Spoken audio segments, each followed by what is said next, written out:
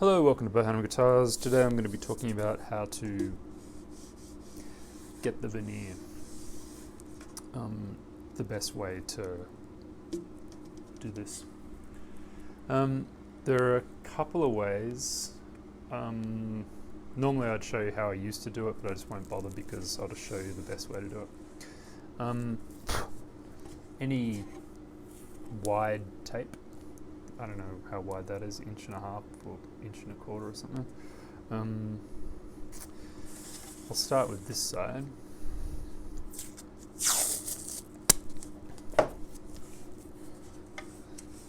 Actually, I will show you how I used to do it briefly. How I used to do it was get some paper and then scribe around it and get the creases and everything, and then draw on the crease like that to get the shape. It worked, but not as good as this way. You just use tape and then you do the same thing. I always write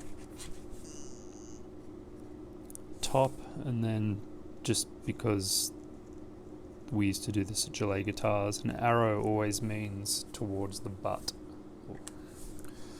So all my waist calls have an arrow that points towards the butt. So, for instance, that. So that would go that way. It's just a good system that never fails to be obvious. And then I normally use a pencil, but it might not quite show up, so I'll try and use this pen.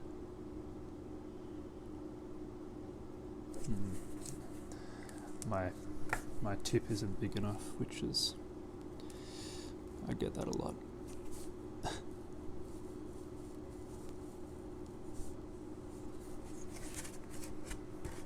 Yeah, you can see that.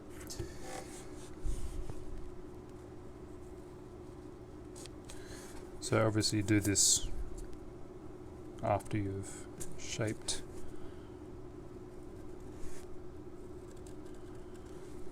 everything. Okay, so that's that one done. Next one is the bevel itself. This one's so long, I'm going to have to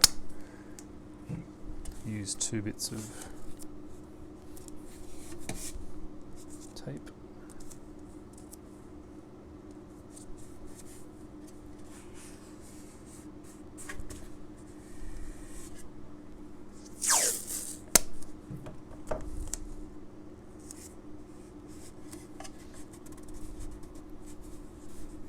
Then just crease everything just to make it very obvious. Again, I recommend writing the top and everything, because once this gets peeled off, you don't know what's what.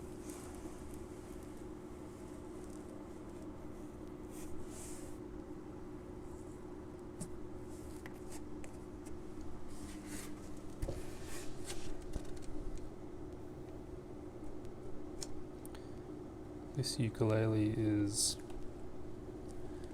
Pernambuco back and sides and ancient Sitka top, and that top is 3,000 years old.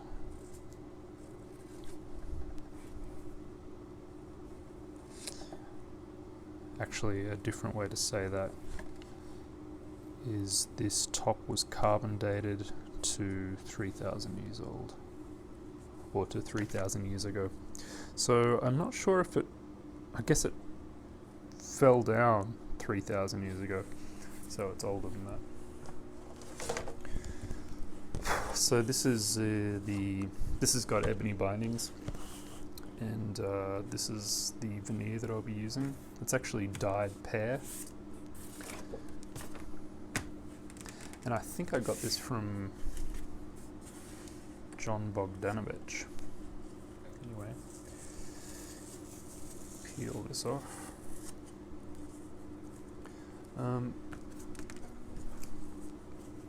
You can do this after you've stuck it on, but it's probably easier just to do it now.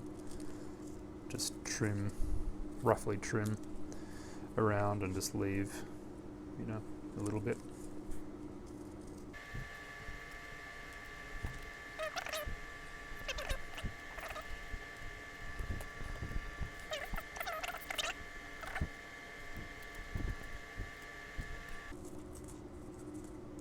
I kind of like working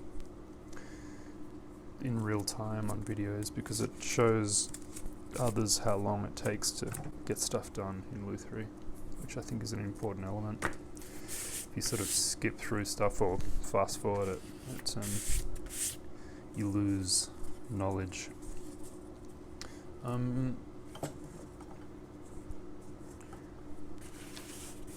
So the grain, I'm not sure if you can see this, but the grain direction is going this way. It's all moving this way, which is how I want it. So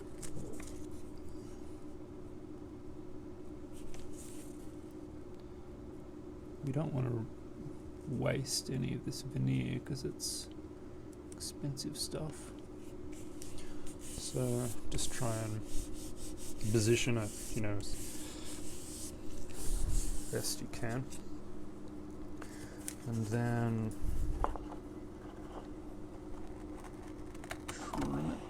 and another thing that the tape does, which the other paper method never did, was it holds this together because this veneer does split pretty easy.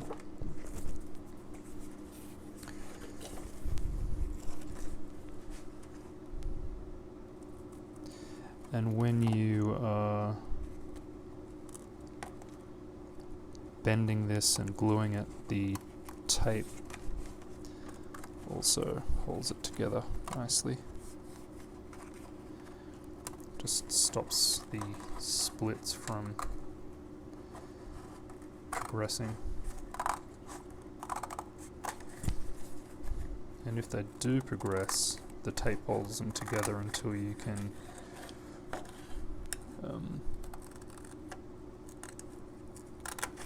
glue them up.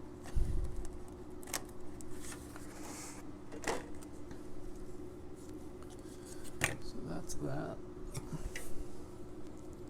There is some overhang, so I'll just take this down.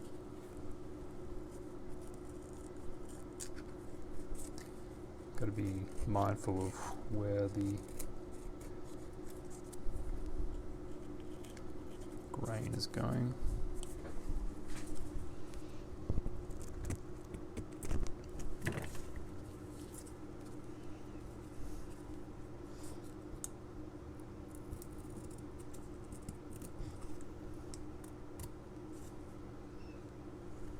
And you want to get it kind of as close as you dare to the line that you drew, because the more overhang you have, the more, when you tape it down, the more it's going to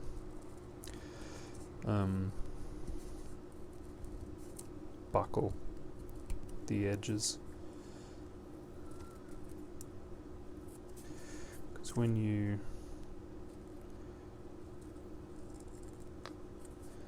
if you have a lot of overhang,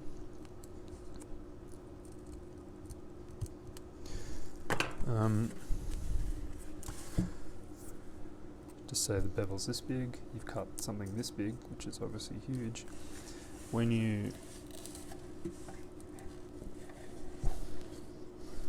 you tape this down, if it's too high, hang on, let me zoom in. if it's not a good fit,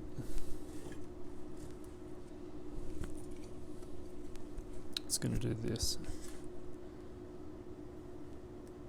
See how it pulls up in the middle? But if it's just fitting, it pretty much will just, you're ensured that it'll just clamp flat and that you won't have these edges pushing down so much that it's going to buckle the middle out like that.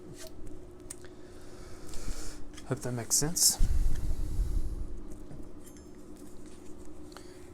So that is why I cut this close to the line.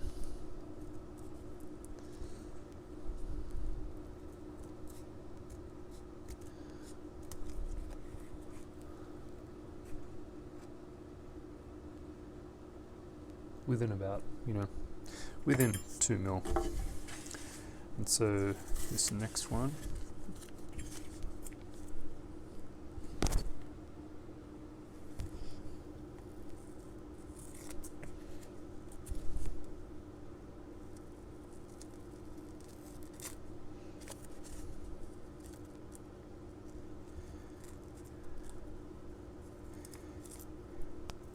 any wide tape will do for this.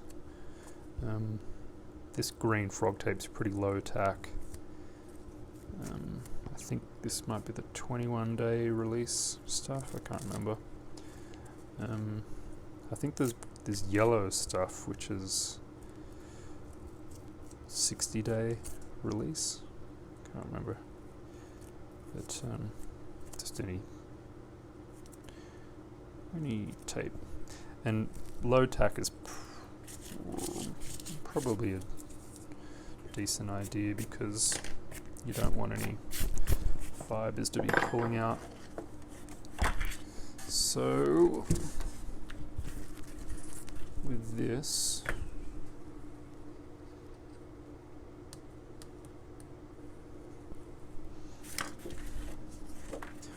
going to try and get it in there a bit.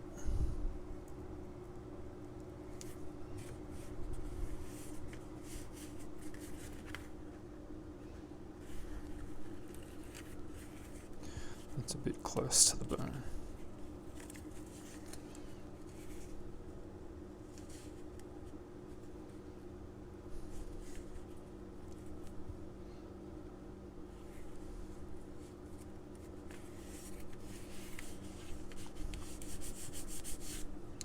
Okay.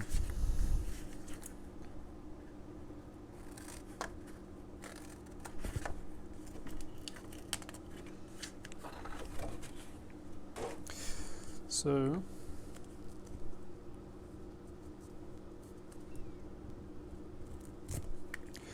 in the next video I show you me just bending these veneers, and I'm actually recording this video after I did that video. So this is for ebony binding. The veneer that I use in the second, or in the video where I bend this, is actually Brazilian rosewood, which is, it was an offcut of this. This is a little bit thicker than this ebony or pear, but it's the same thing. So you basically have to bend these, you just roughly bend them to fit along here. So you've got to bend it this way. And then you've also got to bend the very ends to curve up here. So you just have to bend it this way and then bend this tip up like that. Just makes the gluing much easier, but that will be in the next video. I don't think I've got anything else, any other tips to use for that. In the next video I use, this is for ebony and also for Brazilian rosewood, I use epoxy mixed with some black dye or black pigment. If I was using koa binding or figured maple binding, something like that, I would be using Titebond. You could also use hide glue, but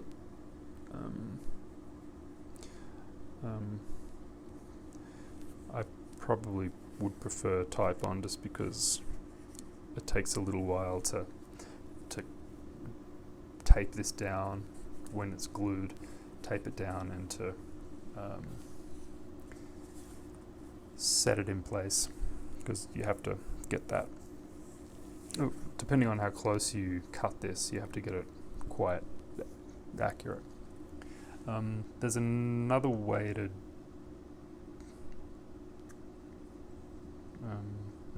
wonder if I should mention this.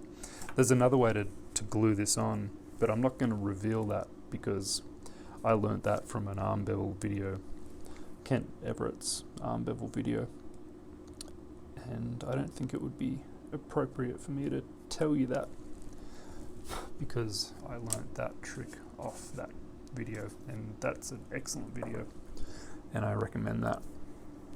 I'd already done a lot of bevels before that and I learnt 2 good tips, and it's just a good thing to own as well. And you can get that off Ken Everett's website or Robbie O'Brien's website, or maybe even LMI website. But anyway, I digress. That is how I get this perfect shape. The other method that I used to use with the paper, it always turned out kind of not anywhere near as perfect as this. This is actually just perfect. So yeah, use wide tape, it's great. Okay, dog. Thank you. If you like these videos, please subscribe. Bye.